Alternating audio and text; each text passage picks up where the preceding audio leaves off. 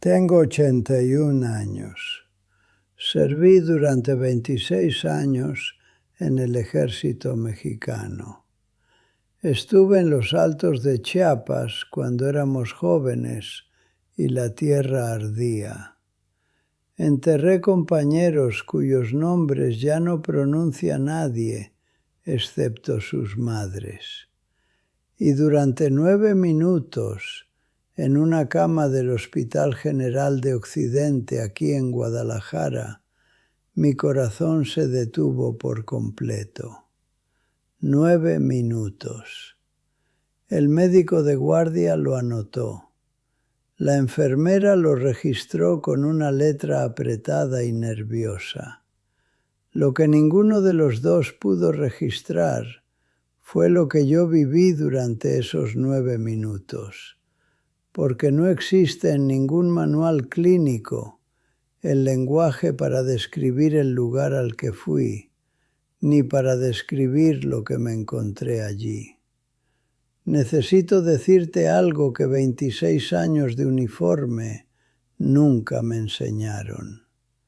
Al otro lado de la muerte existe un amor tan inmenso, tan personal, tan dolorosamente exacto, que encontrará cada cuarto cerrado dentro de ti y se quedará parado frente a la puerta hasta que la abras. Yo había cerrado muchos cuartos. Soy soldado.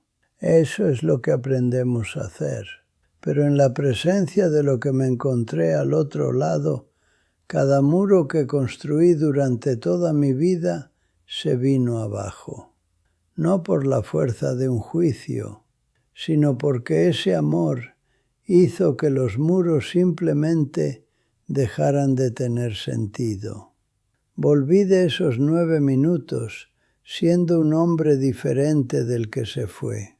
Y si te quedas conmigo, si escuchas lo que estoy a punto de contarte, creo que algo dentro de ti también va a cambiar. Esto no es un sermón, esto no es teología. Esto es el testimonio de un viejo soldado que fue al otro lado y regresó con una encomienda. Quédate, y si esto toca algo verdadero en ti, te invito a ser parte de esta pequeña comunidad de personas que se toman la eternidad en serio.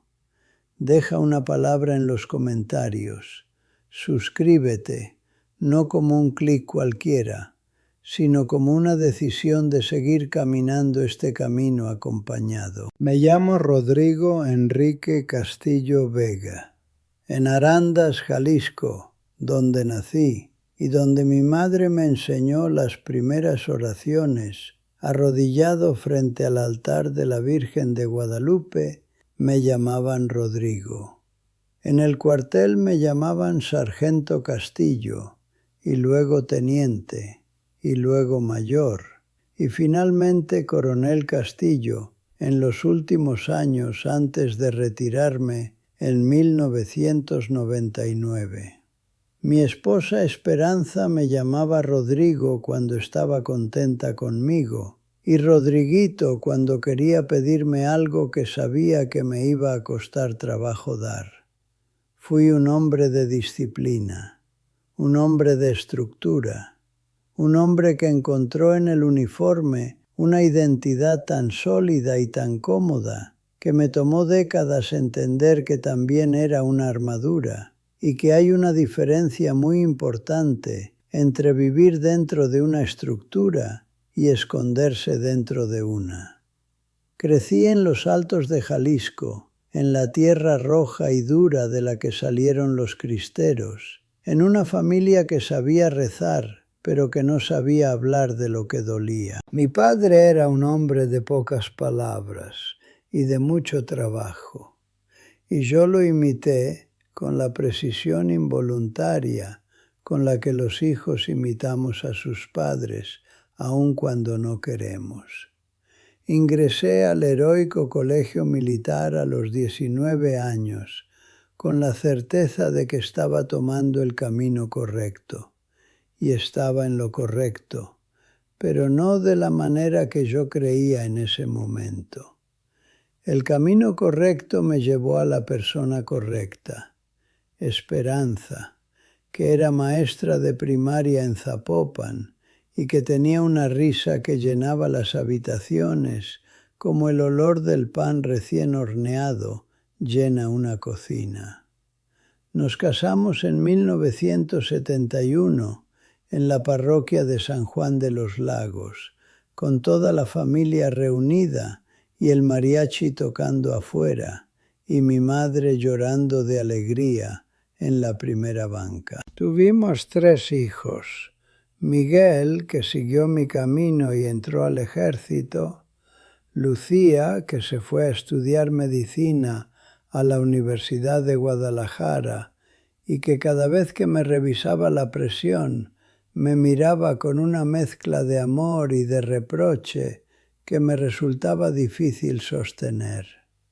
Y Arturo, el menor, que era artista, que pintaba cuadros grandes y llenos de color en un taller que tenía en Tlaquepaque, y al que yo nunca pude entender del todo, aunque lo intenté más de lo que él sabe. 3 hijos, 7 nietos, una vida que vista desde afuera tenía todo lo que se supone que debe tener una vida: orden, trabajo, familia, fe dominical y las medallas suficientes para llenar un cajón del buró. Vista desde adentro, sin embargo, tenía también todo lo que muchas vidas tienen y no se mencionan en los discursos de retiro: el silencio en la mesa donde debían ir las palabras, los abrazos breves donde debían ir los abrazos largos, los te quiero que nunca salieron de la garganta porque la garganta aprendió a retenerlos como medida de seguridad. Esperanza falleció en 2018 de un cáncer que fue rápido y misericordioso. Al final, en el cuarto del hospital civil donde pasó sus últimas semanas, me tomó la mano y me dijo: Rodrigo, prométeme que vas a aprender a decir lo que sientes antes de que ya no puedas. Le prometí. Y cumplí esa promesa a medias, que es la manera en que los hombres como yo cumplimos las promesas más difíciles, con la intención correcta y la ejecución incompleta. En los años que siguieron empecé a ir a misa entre semana. Me sentaba en la penumbra de la Catedral de Guadalajara y miraba la imagen del Sagrado Corazón y pensaba en todos los años en los que había estado tan cerca de la fe y tan lejos de la entrega real. Tuve el primer infarto en diciembre de 2022. Leve, dijeron, aunque yo no encuentro nada de leve en que el corazón avise que está considerando detenerse. Me pusieron un stent, me mandaron a casa con medicamentos y con una lista de restricciones que seguí con la disciplina de un soldado en campaña. En marzo de 2024 volví a urgencias del Hospital General de Occidente a las 2 de la madrugada, con un dolor en el pecho que reconocí de inmediato como diferente a los dolores anteriores, más profundo, más determinado. Lo último que recuerdo con claridad antes de que todo cambiara fue el frío de la camilla de exploración a través de la bata de hospital y el olor agrio del líquido desinfectante mezclado con el olor dulzón de los medicamentos intravenosos y la voz de una enfermera joven que me decía: «Don Rodrigo, quédese tranquilo, ya lo estamos atendiendo». Mi corazón entró en fibrilación ventricular. Usaron el desfibrilador y durante 9 minutos no hubo ritmo. No hubo pulso. No hubo don Rodrigo en ninguna camilla de ningún hospital. Solo había partida. Lo primero que noté fue la ausencia del dolor. Y quiero que entiendas lo que eso significa después de 2 años cargando el pecho como si tuvieras una piedra encima, los años con las rodillas que tronaban al bajar escaleras, la espalda que se negaba a cooperar en los días fríos de enero en Guadalajara. En un instante todo desapareció. No se alivió, no se redujo. Desapareció de la manera en que desaparece el ruido cuando apagas una máquina que llevaba tanto tiempo encendida que ya no la escuchabas. Me di cuenta, con una certeza que no tenía nada que ver con el razonamiento y todo que ver con algo más antiguo y más fundamental que el razonamiento, de que había dejado el cuerpo atrás. Y entonces lo vi, mi propio cuerpo, gris e inmóvil en la camilla, con un equipo de médicos y enfermeras trabajando sobre él, con esa urgencia particular que reconocí de los momentos críticos en el campo, esa energía humana concentrada que solo existe cuando todavía hay algo por lo que pelear. Los observé desde arriba, sin angustia. El hombre en esa camilla me pareció pertenecer a una historia que yo ya había terminado de leer. Lo que sentí, en cambio, fue una atracción, no física, una atracción relacional, como la que siente un río hacia el mar mucho antes de llegar a él. Y en esa atracción la luz comenzó. No venía de ninguna dirección específica, venía de todas partes, como el calor del sol en una mañana de verano en los Altos, cuando salías de la sombra de los mezquites a la milpa abierta, excepto que este calor no era temperatura, era reconocimiento. Era el calor de ser conocido plenamente. Me moví hacia ella, o ella se movió hacia mí, y en ese movimiento todo el peso terrenal que había cargado fue soltando. El grado militar, el expediente, las medallas, los años, las cajas selladas y su contenido, todo liberándose con la naturalidad con la que el cuerpo libera una respiración que ha retenido demasiado tiempo. Y llegué. He pensado con mucho cuidado en cómo describir lo que encontré en ese lugar. No soy poeta. Había un paisaje, aunque paisaje es una palabra insuficiente. Había luz, que era también sustancia, no luz que iluminaba las cosas, sino luz que era en sí misma un ser vivo, consciente, lleno de alegría. Los colores presentes en ese lugar tenían una profundidad que hacía que todos los colores que había visto en 81 años de vida terrena parecieran un boceto en lápiz antes de que empezara la pintura real. Había un sonido que no era exactamente música ni exactamente silencio, sino la unión perfecta y viva de ambos, como cuando el mariachi de tu pueblo toca las mañanitas en la madrugada y el sonido parece venir de la tierra misma. Entonces comenzó el repaso. Y necesito que entiendas lo que quiero decir con el repaso, porque no fue memoria. La memoria es la historia que nos contamos sobre nuestra propia vida, selectiva y autoprotectora, y coloreada por la versión que preferimos de quienes fuimos. Esto no fue eso, esto fue la realidad. Cada momento vivo y presente y exacto.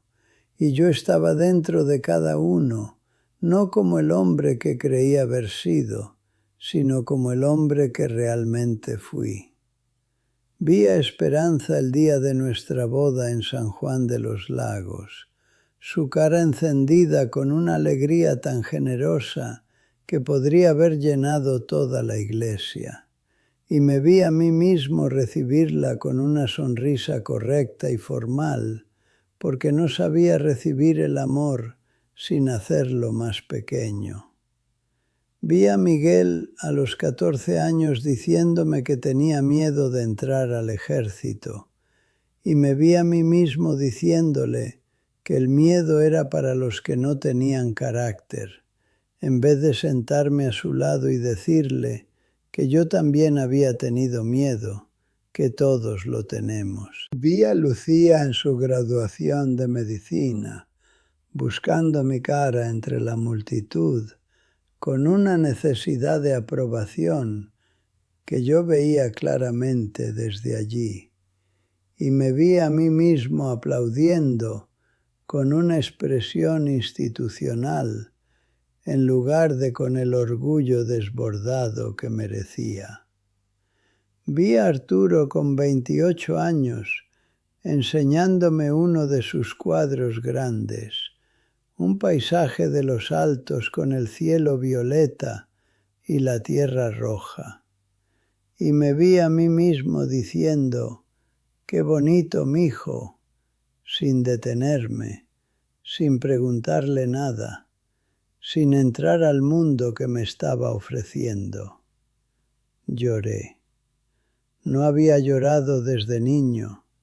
Lloré como lloran las presas cuando ceden, no con gracia, no en silencio, sino con la fuerza terrible y liberadora de todo lo que no se le permitió moverse durante demasiado tiempo. Y entonces Él estaba allí. No voy a pretender que mi lenguaje puede contener lo que significa estar en la presencia de Jesucristo. Solo te diré que era más real que cualquier cosa que haya tocado, visto o conocido. Más real que el uniforme que vestí durante 26 años. Más real que la tierra de los altos donde nací. Más real que la cara de Esperanza el día que le prometí amarla. Sus ojos sostenían toda mi vida, no la versión oficial, no el expediente limpio, todo, cada cuarto cerrado, cada caja sellada, cada año de silencio que le costó algo a alguien que amé. Y él no estaba decepcionado como se decepciona un superior cuando un soldado falla una misión. Era algo para lo que yo no tenía categoría previa.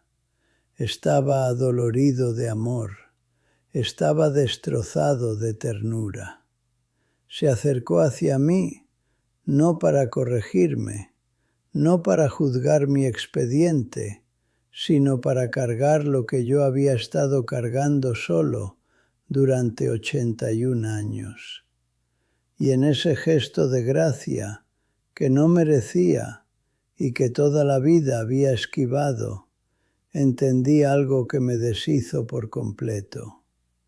Él siempre había estado allí, en Chiapas, en cada mesa silenciosa con mi familia, en cada momento en que elegí la fortaleza sobre el abrazo. Siempre había estado allí, tocando, no con fuerza, no con impaciencia, sino con fidelidad. Y lo que yo había llamado fortaleza, lo que había convertido en la columna central de mi identidad, era simplemente el largo y costoso rechazo de dejarlo entrar. Me regresaron. Sentí el retorno como una ruptura, como ser arrancado de agua tibia y profunda hacia un aire frío y cortante, y el dolor regresó de golpe. Cada limitación y cada achaque de un cuerpo de 81 años estrellándose de vuelta en la consciencia como una ola que rompe contra un malecón. Escuché voces, vi las luces fluorescentes del techo. Escuché a alguien decir, con un alivio audible, ya tiene ritmo. Y entendí que todavía había algo que hacer. Estuve en ese hospital durante 10 días. Miguel vino de la Ciudad de México en el primer vuelo. Lucía llegó en coche desde Zapopan. Arturo vino con su esposa y 3 de los nietos. Y por primera vez en mi vida hablé. No los informes breves y tácticos que les había dado a mis hijos durante décadas. Hablé como debería haber hablado durante 50 años. Le dije a Miguel que cuando tenía 14 años y me dijo que tenía miedo, y yo le dije que el miedo era para los sin carácter, debería haberle dicho que yo también lo tenía, que siempre lo tuve. Me miró largo tiempo en silencio y luego me dijo, «Papá, eso me hubiera cambiado mucho». Tomé a los nietos con los 2 brazos y el corazón abierto, y no fue incómodo, y no fue ajeno, y entendí que esa capacidad siempre había estado allí, esperando pacientemente detrás del muro a que alguien atravesara. Estoy de regreso en Guadalajara. Tengo 81 años y no me hago ilusiones sobre cuánto tiempo me queda. Mi corazón está más débil, las rodillas siguen quejándose, pero las cajas están todas abiertas ahora y las voy revisando despacio, con oración y con honestidad, y con el tipo de valor que no se necesita para pelear, sino para rendirse. Necesito cerrar con algo que creo que Él me mandó de regreso a decir. No hay grado en la eternidad. No hay expediente de servicio ni medallas que vayan a importar en el momento en que estés frente a Él y tu vida quede expuesta sin filtros. Lo que importará es si abriste la puerta. No el amor formal del deber, no el amor estructurado de la provisión, el amor que te cuesta algo, el amor que te pide que dejes tus armas, que bajes tus muros y que digas, aquí estoy. No soy quien aparenté ser, soy el hombre que te necesitó todo el tiempo. Si eres un hombre que ha pasado mucho tiempo detrás de muros, te estoy diciendo desde el otro lado de la muerte, la luz que encontrarás cuando los dejes caer vale cada ladrillo que tendrás que soltar. Y Él estará allí cuando lo hagas. Ha estado esperando con más paciencia de la que ninguno de nosotros merece. No esperes hasta las 2 de la madrugada y una ambulancia y una línea plana para abrir esa puerta. Ábrela ahora. Esta es la orden más importante que recibí en toda mi vida y te la estoy pasando a ti.